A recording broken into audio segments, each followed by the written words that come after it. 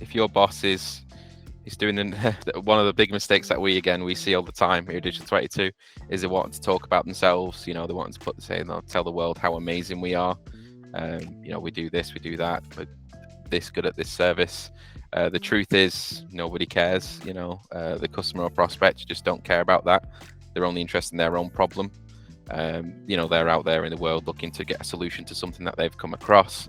Maybe they've come across on your site. If they land on your page and all you're doing is talking about how amazing you are as a company, you're not addressing their problem or their pain point, they're going to bounce off the site pretty quickly.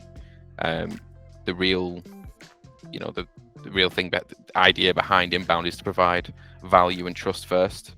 You provide that initial answer to their question and they're going to begin trusting you a lot quicker than you writing paragraphs about how amazing of a company you are. Again, the reality is just nobody cares. Everyone's out for themselves. If you're Googling, you think about, if you're just every day doing a Google search, let's say, for example, I want to run a marathon next week and I'm searching for marathon running shoes and, I get Nike telling me how they're the biggest company and they do this, they do that. I'm not interested in that at all.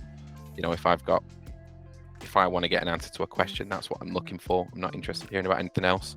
Again, it's all about providing trust and value to your prospects first. Yeah, and that's not to say that you can never talk about yourself. Obviously, that's why the buyer's journey exists. We're talking, help the customer first.